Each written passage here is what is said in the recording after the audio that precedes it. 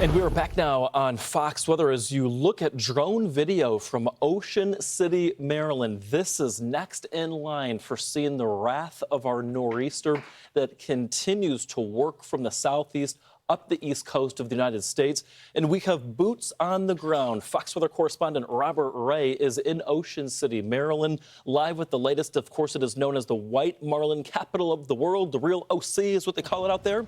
And my goodness, they're bracing for impact, Robert. They are, Michael. I'm glad you mentioned that, the White Marlin capital of the world. Interesting. I was just learning about that. They have a huge festival every summer, a marlin catching festival. It all started back in 1939 with President Teddy Roosevelt. Isn't that just so cool? There's so many different little nuances on our coastlines here.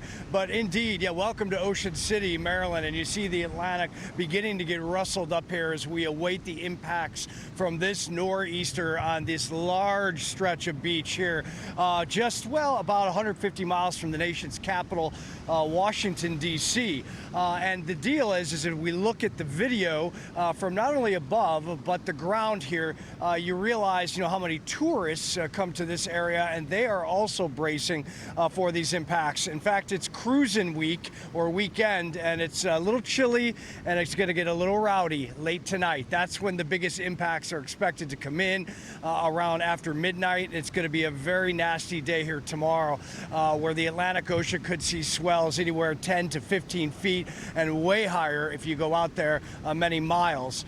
Could see 2 to 3 inches of rain that will inundate this area, the boardwalk beyond me, hotels and restaurants and people out right now while they can. But I think the biggest impact that we're worried about are these winds. 25, 35 mile an hour wind gusts, that's a given, with the possibility of up to 50 or more miles per hour. And what will happen if that occurs? Well, all of this action out in the ocean will come up and rise and go racing across these large beaches. And that's why the minimal seawall that they have there, all of the entrances are closed off right now because they don't want anyone really coming out here today because of riptides. And also, if we get 2 to 3 feet of water inundation above what is expected on high tide, then that water will break against some of that seawall. So that's a good thing. So we're going to monitor this. It's okay right now today, and it will be throughout the evening, but it's tonight after midnight that the biggest concern happens. And then what happens after that, right? Does this area get walloped as a stall, or do these two fronts can operate in different ways and it heads north, and that's where all the action is? We just don't know yet. But that's why we've got teams up and down the coast like no other weather network. Back to you. Yeah. Hey, Robert, real quick question. I noticed that when you were walking along the beach, did they actually have like a fortified seawall that kind of protects the roadway? Yes.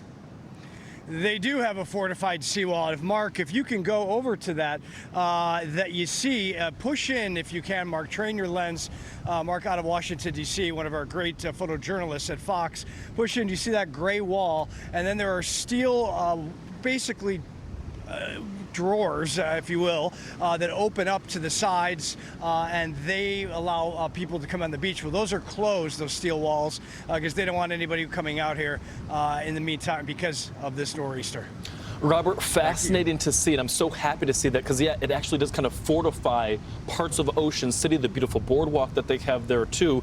Robert, of course, we will check back in with you in just a little bit as we notice a swimmer right behind you, maybe enjoying the last few minutes before things really get active. Yeah, I was going to say, not what you want to be doing, that's for sure. Robert Ray for us live in Ocean City, Maryland. Robert, thank you. We'll check back in with you in just a bit.